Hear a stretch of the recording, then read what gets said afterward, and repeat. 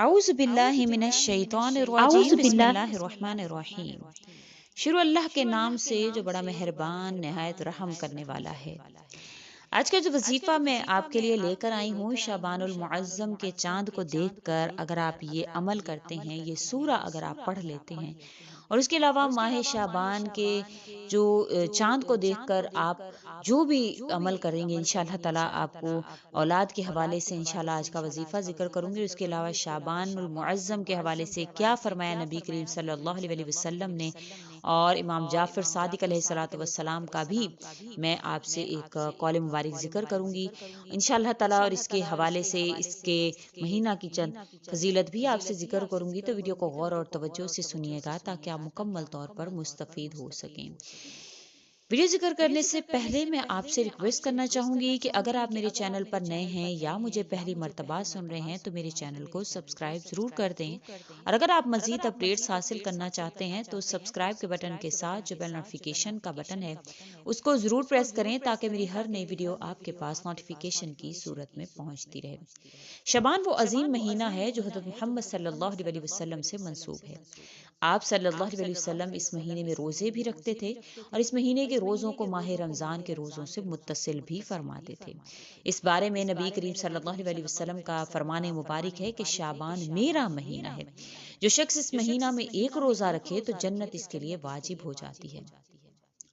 امام جعفر صادق علیہ الصلوۃ والسلام فرماتے ہیں، ماہ شعبان کا چاند نمودار ہوتا تو امام زین العابدین علیہ الصلوۃ والسلام اپنے اصحاب کو جمع کرتے اور فرماتے، اے میرے اصحاب، جانتے ہو یہ کون سا مہینہ ہے؟ یہ شعبان کا مہینہ ہے۔ اور حضرت رسول خدا صلی اللہ علیہ وسلم فرمایا کرتے کہ شعبان میرا مہینہ ہے، بس اپنے نبی کی محبت اور خدا کی قربت کے لیے اس مہینہ میں روزے رکھو۔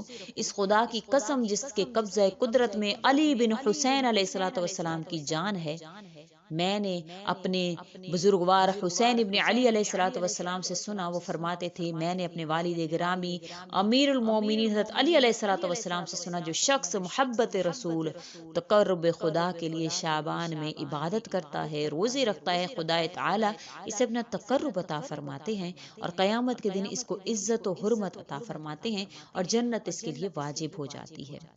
حضرت صلی اللہ علیہ وسلم کا ارشاد مبارک ہے، مجھے جبرائیل علیہ الصلوۃ والسلام نے خبر دی، ماہ شعبان میں اللہ تعالی رحمت کے 300 دروازے کھول دیتے ہیں۔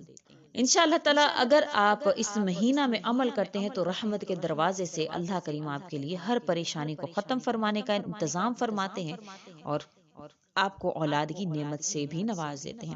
اگر آپ شعبان کے چاند کو دیکھ کر آپ یہ ایک سورت پڑھ لیتے ہیں جس کے حوالے سے نبی کریم صلی اللہ علیہ وسلم کی متعدد حدیث مبارکہ میں اس کے فضائل وارد ہوئے ہیں، تو آپ کو یہ تمام فضائل بھی حاصل ہوں گے، اور اللہ کریم آپ کو اولاد کی نعمت سے نواز دیں گے انشاءاللہ۔ اس کے حوالے سے فرمایا جاتا ہے، حضرت صلی اللہ علیہ وسلم کا ارشاد مبارک ہے کہ جو کوئی شخص سورہ یاسین کو پڑھتا ہے تو اللہ تعالیٰ اس کے تمام حاجات کو پورا فرما دیتے ہیں۔ ایک روایت میں آتا ہے کہ ہر چیز کے لیے ایک دل ہوا کرتا ہے، قرآن شریف کا دل سورہ یاسین ہے۔ جو شخص سورہ یاسین پڑھتا ہے، حق تعالیٰ شانو اس کے لیے 10 قرآنوں کا ثواب لکھ لیتے ہیں۔ ایک روایت میں آتا ہے، حق تعالیٰ شانو نے سورہ طٰہٰ اور سورہ یاسین کو آسمان اور زمین پیدا کرنے سے 1000 برس پہلے پڑھا۔ جب فرشتوں نے سنا تو کہنے لگے، خوشحالی ہے اس امت کے لیے جس پر قرآن اتارا جائے گا، خوشحالی ہے ان دلوں کے لیے جو اس کو اٹھائیں گے، یاد کریں گے، خوشحالی ہے ان زبانوں کے لیے جو اس کی تلاوت کریں گے۔ ایک حدیث میں ہے، جو شخص سورہ یاسین کو صرف اللہ کی رضا کے واسطے پڑھتا ہے تو اس کے پہلے سب گناہوں کو معاف کر دیا جاتا ہے، بس اس سورہ کو اپنے مردوں پر پڑھا کرو۔ ایک روایت میں آتا ہے، جو شخص سورہ یاسین کو پڑھتا ہے تو اللہ تعالیٰ اس کو تمام بھلائیاں عطا فرماتے ہیں۔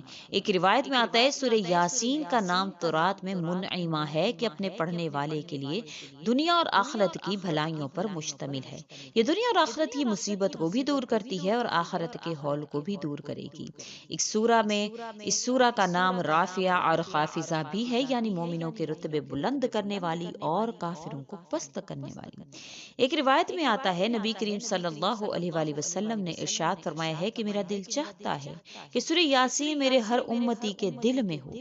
ایک روایت میں آتا ہے کہ جو شخص سورہ یاسین کو پڑھتا ہے اور پڑھتا ہے اور اسی رات اگر اس کا انتقال ہو جاتا ہے تو اللہ کریم اس کو شہیدوں میں لکھ لیتے ہیں۔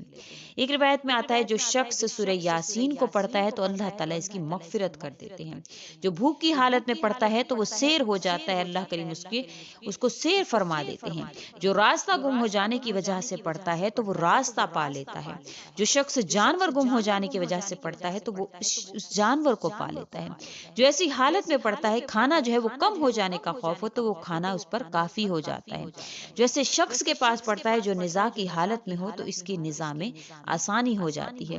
جو ایسی عورت کے لیے پڑھتا ہے یا ایسی عورت پڑھے جس کو اولاد نہ ہوتی ہو، اولاد کے ہونے میں دشواریاں ہوں تو اللہ کریم اس کو اولاد کی نعمت سے نواز دیتے ہیں۔ تو آپ نے ضرور اس کو پڑھنا ہے انشاءاللہ تعالی۔ چاند کو دیکھ کر، شعبان المعظم کے چاند کو دیکھ کر اگر آپ سورہ یاسین کو پڑھ لیتے ہیں اول و آخر درود شریف کے ساتھ باوضو حالت میں، تو انشاءاللہ تعالی آپ اس کو پڑھ کر پانی پر دم کر کے رکھ لیں اور وہ پانی آپ پی بھی لیں، انشاءاللہ تعالی اپنے شوہر کو بھی پلا دیں تو اللہ کریم آپ کو اولاد کی نعمت سے نواز دیں گے۔ اس کے علاوہ بعض آپ سے ویڈیوز جب ذکر کی جاتی ہیں یا وظائف ذکر کیے جاتے ہیں تو اکثر میری بہنیں جو ہیں وہ کمنٹ میں پوچھتی ہیں کیا ان کو جو ہے وہ دوسرے ایام میں پڑھنا صحیح ہے؟ سورہ یاسین کو یا کوئی بھی سورہ ان سے ذکر کی جاتی ہے تو وہ پڑھنے کا پوچھتی ہیں کیا ان کو ناپاکی میں پڑھا جا سکتا ہے؟ تو میری بہنوں سے گزارش ہے کہ قرآن کریم کو تو بغیر وضو کے اٹھانا بھی جائز نہیں ہے، تو آپ ناپاکی کی حالت میں نہیں پڑھ سکتے۔ آپ اپنے شوہر سے کہیے کہ وہ پڑھ کر آپ کو دم کر کے پلا دیں، اپنے شوہر سے کہیے، اپنی بہن سے کہیے، اپنی امی سے کہیے کہ وہ آپ کو پڑھ کر دم کر کے پلا دیں۔ تو ایسی ہرگز غلطی مت کیا کریں۔ قرآن کریم بڑی ہی پاکیزہ چیز ہے، اس کو پاکیزگی کی حالت میں ہی پڑھنا جائز ہے، باوضو حالت میں پڑھنا جائز ہے، تو آپ نے باوضو حالت میں ہی اس کو پڑھنا ہے۔ شعبان المعظم کا چاند آپ نے دیکھ کر اس کو کرنا ہے۔ اگر آپ چاند نہیں بھی دیکھ پائے ہیں، بعض لوگ یہ بھی سوال کرتے ہیں کہ اگر چاند ہم نے نہیں دیکھا ہے یا ہماری چھت سے نظر نہیں آتا یا بعض لوگ فلیٹ میں رہتے ہیں اور ان کو پتہ نہیں چلتا ہے، تو اس کے لیے چاند دیکھنا شرط نہیں ہے۔ آپ بغیر چاند دیکھے بھی اگر آپ کو پتہ چل گیا شعبان المعظم کا چاند نظر آ گیا ہے تو آپ ایک مرتبہ باوضو حالت میں سورہ یاسین کو اول آخر درود شریف کے ساتھ پڑھ کر پانی پر دم کریں اور اللہ تعالیٰ کی رحمت کی امید رکھیں، اور پانی پورا مہینہ آپ پیتی رہیں، اس کو بڑھاتی جائیں اور پیتی رہیں۔ انشاءاللہ تعالیٰ اسی مہینہ میں اللہ تعالیٰ آپ کو اولاد کی خوشخبری عنایت فرما دیں گے۔ سورہ یاسین بڑی ہی پیاری سورہ ہے۔ دیکھیں نا کس طرح سے فرشتوں نے کہا کہ خوشحالی ہے اس امت کے لیے جس پر یہ قرآن نازل ہوتی ہے۔ یہ قرآن کا دل ہے، قرآن کا دل ہے یہ۔ اگر آپ اس کو پڑھتے ہیں اور یہ اس یقین کے ساتھ پڑھتے ہیں کہ اس کے پڑھنے سے اللہ مجھے اولاد کی نعمت سے نوازیں گے، تو انشاءاللہ اللہ تعالیٰ آپ کو اولاد کی نعمت سے ضرور نوازیں گے۔ اور اس کے علاوہ فرمایا جاتا ہے کہ شعبان المعظم جو ہے بڑا ہی فضیلت والا مہینہ ہے۔ فضیلت والے مہینے میں اگر آپ یہ عمل کریں گے تو فضیلتیں تو آپ کو اس کی حاصل ہوں گی۔ اور نبی کریم صلی اللہ علیہ وسلم نے شعبان کو اپنا مہینہ کہا کہ یہ میرا مہینہ ہے۔ تو انشاءاللہ اللہ کے نبی کے مہینے میں اگر آپ کوئی سوال اللہ کے در پر کرتے ہیں اور اللہ آپ کو عطا نہ فرمائے، ایسا کبھی ہو نہیں سکتا ہے، تو آپ نے یہ نہایت یقین کے ساتھ اللہ کے ساتھ امید رکھتے ہوئے آپ نے اس عمل کو کرنا ہے۔ انشاءاللہ تعالی اللہ کریم آپ کو حامی و ناصر ہوں گے، آپ کو اولاد کی نعمت سے نواز دیں گے، مقدر میں آپ کے اولاد لکھ دیں گے۔